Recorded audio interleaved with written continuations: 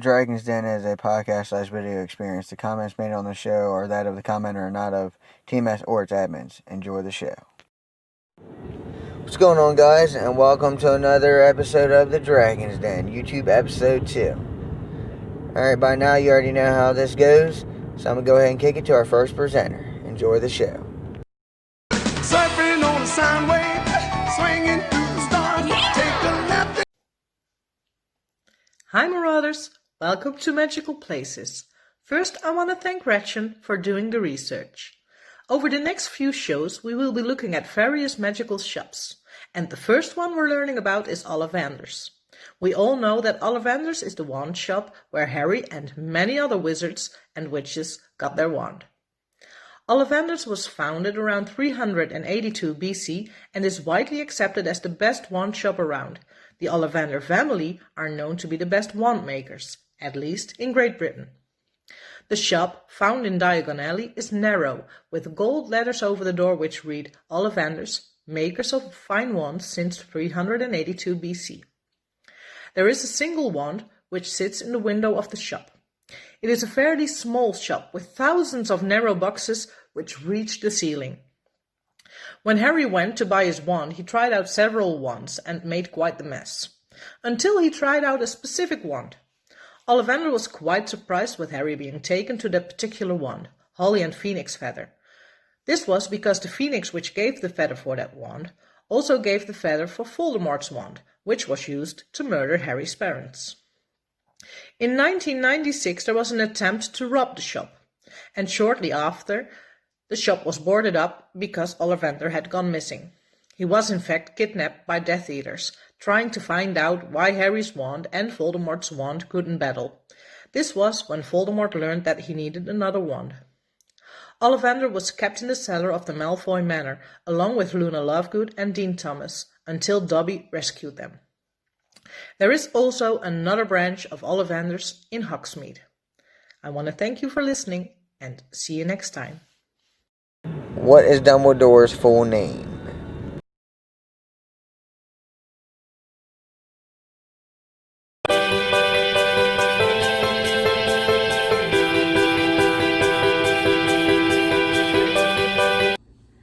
Hey guys, it's your Puff Prefix Stacy here with another magical recipe. I'm here in my kitchen and today I decided to make rock cakes. Now, you may be wondering, I don't remember rock cakes. What were rock cakes? Rock cakes were in Harry Potter and the Sorcerer's Stone or Philosopher's Stone. Hagrid invited Harry and Ron to his hut for some tea, and he served rock cakes, and Harry described them as like rocks, that they would break his teeth. They were so hard. Hagrid probably baked them too long. Let's be honest. He was probably watching his dragon egg, forgot, pulled them out. They were like rocks. Actual rock cakes are supposed to be very soft and moist, kind of like a scone, except you don't roll them out like a scone. You put them on the baking sheet, kind of raw, so they look like a rock. That's where they got their name, rock cakes. All right, so I made these delicious rock cakes. Well, I hope they're delicious. I don't know how to taste it yet. But I made these delicious rock cakes, and it's very simple. You just sift some flour and baking powder together in a bowl. You cream together some butter and sugar, and to the butter and sugar you add egg, your flour mixture, and some milk. And once that's mixed together, don't overmix it.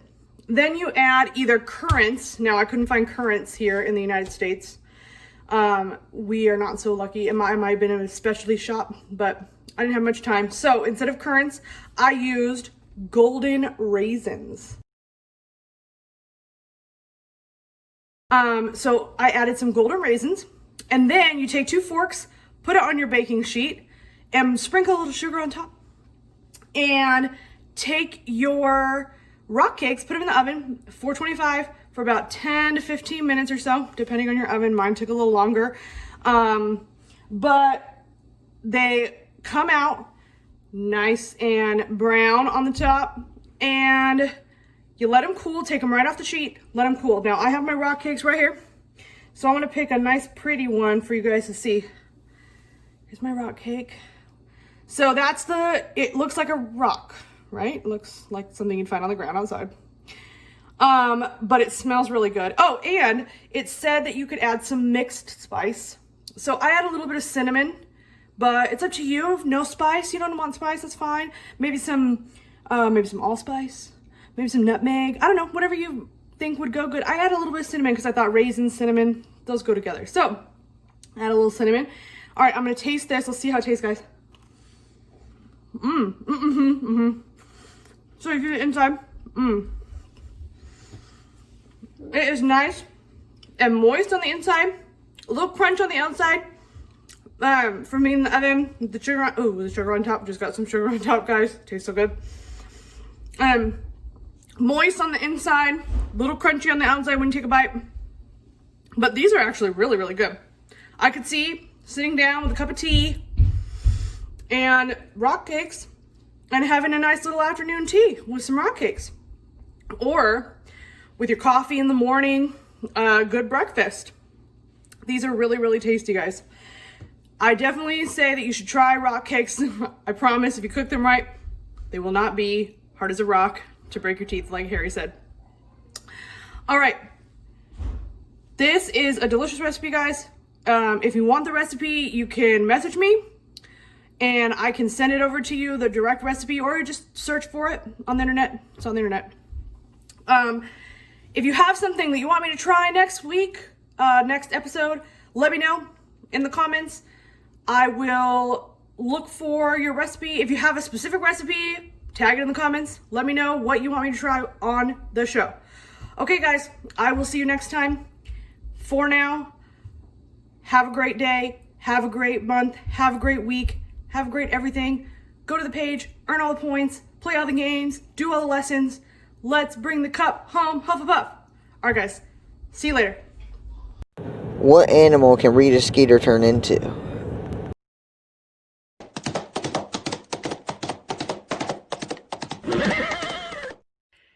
Hello and welcome back, Marauders. It's Michelle, your Ravenclaw head of house here with another spells segment. Today we're going to talk a little bit about the spell Reparo. Reparo is a charm that is known as the mending or repairing charm. The charm repairs objects seamlessly and works on most materials. Arabella Nutley, who worked in the improper use of magic office of the Ministry of Magic, invented this useful charm right around 1754. It became famous after she used it to repair the Colosseum, and it was recorded in the Book of Spells by Miranda Goshawk. A number of books have instructions on this spell, including the Standard Book of Spells Grade 1. Because it's the first level spell, it's most likely taught in the first year at Hogwarts. There's also a book that is entirely dedicated to this charm and teaching it. The charm can be used to repair all objects, but it can't be used on living objects, such as animals or humans. Using the charm on a person or an animal to heal wounds can cause serious scarring, so don't do it. It can't be used on objects that have been damaged by rare or powerful curses because they're impossible to undo. Objects that involve powerful and complex magic, such as wands or the Vanishing Cabinet, also appear to be able to resist the charm. Draco Malfoy tried for a full school year to mend the cabinet through other means. The charm can repair the physical form of snapped wands, but if you try to use the wand, it'll simply fall apart. The only exception to this seems to be the Elder Wand, which is the most powerful wand, when it repairs Harry's wand. There are two spells that are similar to the Mending Charm, but it could just be that it's the same charm, but with a spell modifier added. Those two are Oculus Reparo and Papyrus Reparo. The first is used to repair glasses. Arthur Weasley, for example, used that charm on the glasses of Harry Potter in 1992 after he tumbled out of the Floo Powder Network. And the other, Papyrus Reparo, can be used to repair torn pieces of paper. In the movie Fantastic Beasts, The Crimes of Grindelwald, Newt can be seen using this charm on a torn-up postcard of Tina to Queenie. That's it for today. Thanks for joining, and we look forward to seeing you next time. What dragon does Cedric Diggory get in the first task of the Triwizard Tournament? Harry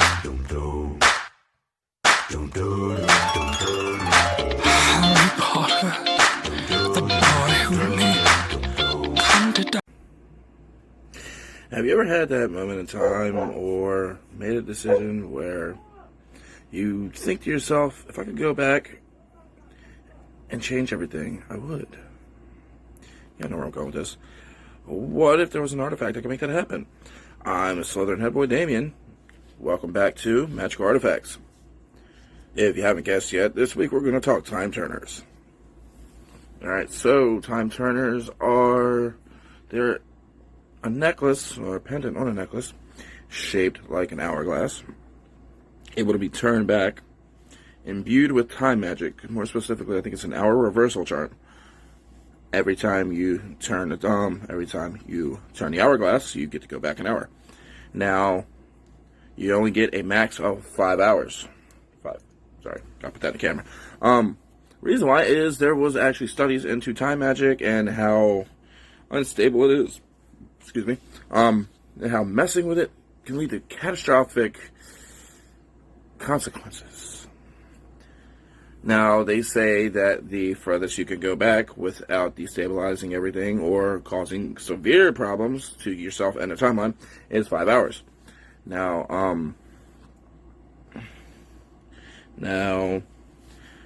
the Ministry of Magic holds a whole bunch of them in their room, and to get one, there are a lot of strict guidelines and a lot of guarantees you need to make to the Ministry on how to get one.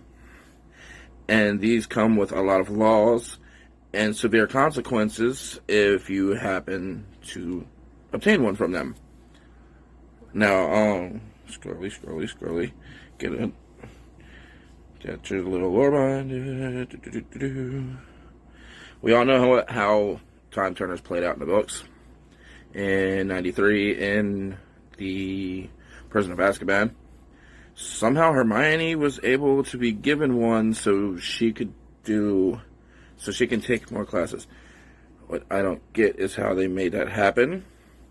Granted, I'm guessing Dumbledore pulled some strings with his immense political power. You know, he's Dumbledore. But to give it to a 13-year-old for extra classes, you know what? I'm just going to drop that. Not going to cause arguments for that. So she was able to do that, and they always say how she was able to be honest, I'm kind of surprised she was able to do this, considering she was a teenager playing around with time magic for extra classes. I'm surprised that she didn't burn out a lot more than she actually did.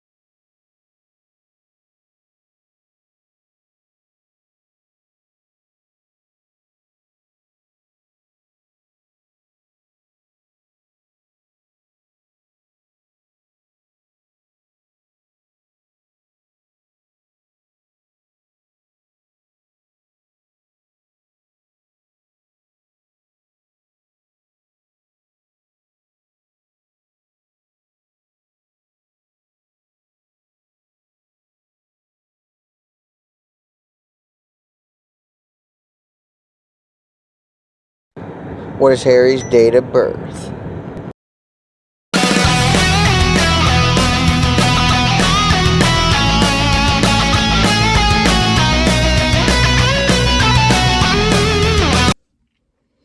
Hey guys, it's your Puff Prefix Stacy here, and this week I am here also with our fan theory.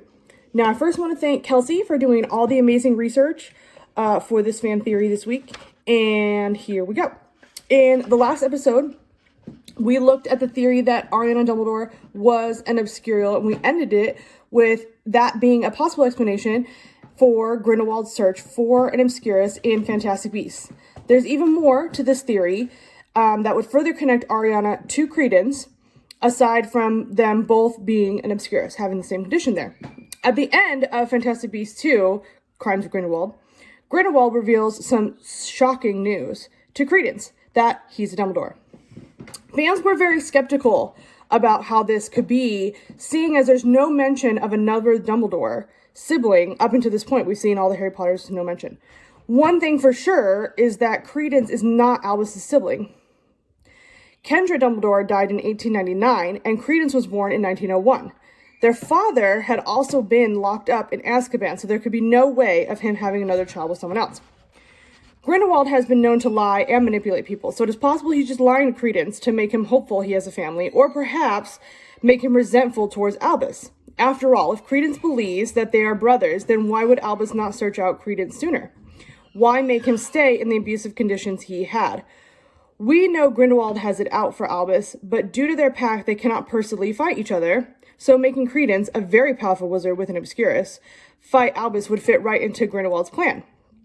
While an Obscurus has a mind of its own, it has been proven that Credence has some sort of control over it, so if he's also angry and vengeful towards someone, it could make that Obscurus more powerful and destructive. The theory we're looking at today is not that Credence is Albus's long-lost brother, but it also isn't that Grindelwald is lying completely to Credence. There is a fan theory going around that Credence is in fact tied to the Dumbledore family, but it's through his Obscurus, which, wait for it, fans believe may be the same Obscurus that was in Ariana Dumbledore. There's a lot to go through. I can even say that, right? There's a lot to go through with this theory, so bear with me. Ariana died in the year 1900, just 1 year before Credence was born. We know from the first Fantastic Beasts film that an Obscurus can be separated from his host and survive without one. The one in Newt's suitcase was in some sort of bubble charm, but it was still alive. How well they can survive without a host or being encased in magic is unknown, but some fans like to believe that an Obscurus would be able to transfer from host to host. If Ariana's Obscurus left her body before or during her death, then it could have theoretically survived long enough before finding Credence, and then grown even more powerful when Credence started to suppress his own magic, which in turn would build onto the Obscurus already inside of him. If they believe that it was the same Obscurial that had attracted itself to Ariana, it would explain why Dumbledore and Grindelwald were both so keen on finding the one in New York. Dumbledore would want to save Credence from the pain and fate that Ariana went through, and he would want to track down and see the destruction of the parasite that destroyed his family. While Grindelwald would know how powerful the Obscurus was before, and that now with Credence's powers as well, it would be his perfect asset for taking over the Wizarding world. Grindelwald's motive may have also been in knowing that Albus may not be able to fight Credence himself if he knew the origin of the Obscurus, that it would be too hard for him. The way in which Ariana's Obscurus could have gotten to Credence is not the most solid point in the theory, while with many people wondering how it could survive and remembering how the Obscurus relationship is formed. The theory gains back the believability when it brings the final scene of Crimes of Grindelwald into play. At the end of the second film, Grindelwald reveals Credence's identity and true name to him, Aurelius Dumbledore, and says that he is the long-lost brother of Albus. This point is driven home when a phoenix appears, something uniquely associated with the Dumbledore family. The first thing that fans picked up on, however, was the name, Aurelius. Names in the Harry Potter franchise often have deeper meanings and can hint to a person's story. Sirius Black and Remus Lupin, for examples. Aurelius was the name of a Roman emperor who was not born into the imperial family, but instead adopted into it. This could be a nod that Credence is not a blood relative of Albus, but rather related in a different way, through the Obscurus inside him, and thus is an adoptive member of the family. The Phoenix appearing to Credence is convincing evidence that Credence is a Dumbledore, but this theory explains that as well. The Phoenix could have appeared not to Credence himself, but it could have picked up on the Obscurus, the small part of Ariana Dumbledore that was inside of him, much how the Sorting Hat and Trelawney picked up on the small piece of Voldemort inside of Harry. Before revealing his true name, Grindelwald told Credence, quote, "And just as he celebrated your torment, your brother seeks to destroy you," end quote. Dumbledore usually gives people the benefit of the doubt, and he has not shown any desire to hurt Credence. So is it possible that Grindelwald was talking not to Credence, but to the Obscurus? Albus would have been relieved when the Obscurus left his sister, and he would most definitely want to see it destroyed for good. All right, that's all for today's theories. So what do you think? Is Credence really a long-lost Dumbledore sibling? Does he have the same Obscurus that was once inside Ariana? Or did Grindelwald tell a complete lie, and Dumbledore is only searching for Credence to stop Grindelwald, not because he has any personal ties to Credence? All right, I will see you guys next week for another fan theory. What is Hermione's Patronus?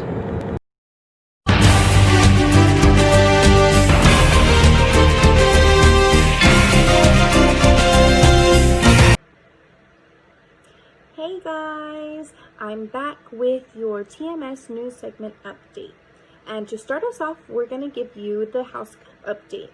Now, the numbers that I have are actually from January 17th because at the time of recording, I don't have the latest numbers updated, but I want to say by the time of publishing, the new numbers will be available.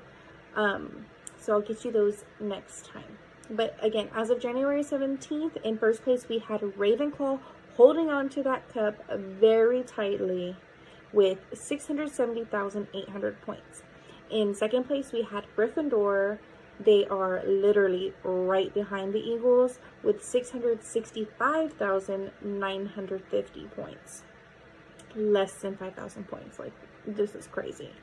In third place, we had my Puffs with 503,350 points. So I see you working. I see you building. Top 3 Puffs get a tote. Don't forget. And in fourth place, we have Slytherin with 499,500 points. Again, less than 5,000 points are separating those two.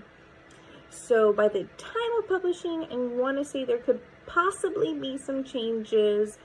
Be on the lookout on the main page for our Minister of Magic Amber's post, because that's where you're going to find that information. If not, I will have, again, another update next episode.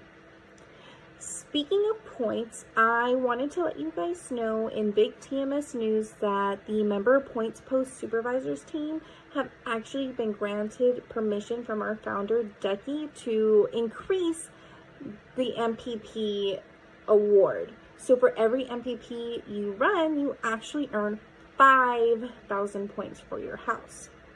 Now, if that wasn't good enough for you or enough motivation, because let's face it, 5,000 points is really amazing for 24 hours worth of work, you can't go wrong. But if you needed like a little bit more convincing, they're actually going to be running, or we, because I'm actually part of the team, are going to be running a super cool event in the month of March that we are calling March Madness. Now, what March Madness is, it's going to be like an incentive program, I guess would be the best way to describe it. So you're allowed to run 1 MPP a week. And in the month of March, for the first MPP you run, you will get your 5,000 points that you get just automatically, but you will get a bonus 500 points. For the second MPP you run in the month of March, you will get 2,000 points bonus. Oh, but did you think we were done with that? Because, surprise, we're not. If you run 3 MPPs in the month of March, you get a 5,000 point bonus. And if you're feeling really ambitious, that I know some of you are, if you run 4 MPPs in the month of March, you get, wait for it, 10,000 bonus points. So for your 4th MPP in the month of March, you would really be earning 15,000 points for 24 hours worth of work. 15,000! Gee, that's 3 times as much as what's separating first from second place. That's friggin' insane, first of all. The points we are offering are crazy. So, if you wanted to contact anybody on the MPP team, we will all be super happy to help you out. If you're not sure who that is, we have promo posts, but I'll give you our name. So our team head is Joanne McConnell. She's in Gryffindor. She's amazing. Our deputy, Aaron Matthews, Hufflepuff, also amazing. Andrea France. I'm sorry if maybe it might be Andrea, but Andrea France. Ravenclaw. Freya. I'm not going to try to pronounce her last name because I'm really sure that I'm going to pronounce it. I think it might be Lindquist. I'm very sorry. She's in Slytherin. Literally the sweetest human being. And me. You can find me under Rebecca Danielle Garza. We would all be super happy to take your posts. And with those kinds of numbers, you just can't even afford not to run an MPP. In other TMS news, I actually don't have any, but you guys are super awesome. I can't wait to give you the next update. I can't wait to give you some more information as it becomes available. And if there's anything that you want to know more about, go ahead and leave a comment below and I will answer it to the best of my ability. Okay, have a wonderful day and I'll see you next time with your TMS news. Bye.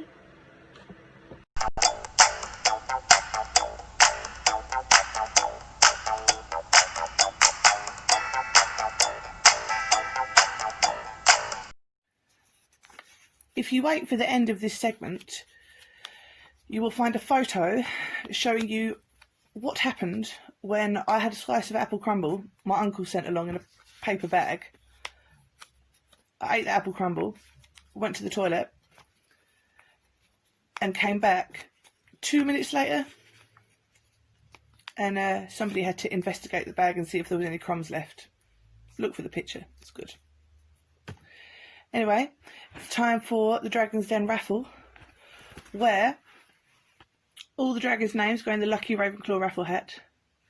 It gets shaken about, and whichever dragon's name gets picked out, they get 500 points for their house. So,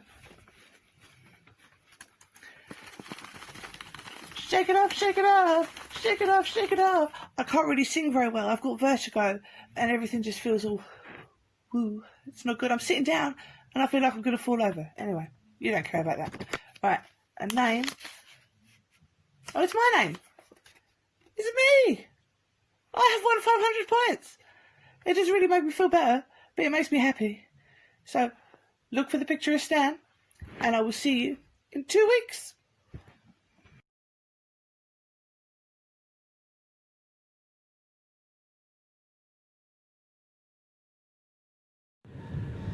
Alright guys, hope you enjoyed the show. Don't forget to join us on the TMS Facebook page, the Marauders Society. Hashtag your house. Get all the points that you can. Play all the games. Go to the classes. The amazing team of admins that we have do everything they can to make this a great experience for everyone that is a part of the group. I want to go ahead and give a special thanks and a shout out to Zedge, where I got a lot of the music from, the program that I use to make the videos. Also, I want to give a shout out to everyone in the Dragon's Den that makes this show possible. I couldn't do it without you guys. And also Ducky, our founder, who without her we wouldn't be able to even make the podcast. And as always, I'll see you in 2 weeks. And this is your Dragon Master Brian signing off. See you guys.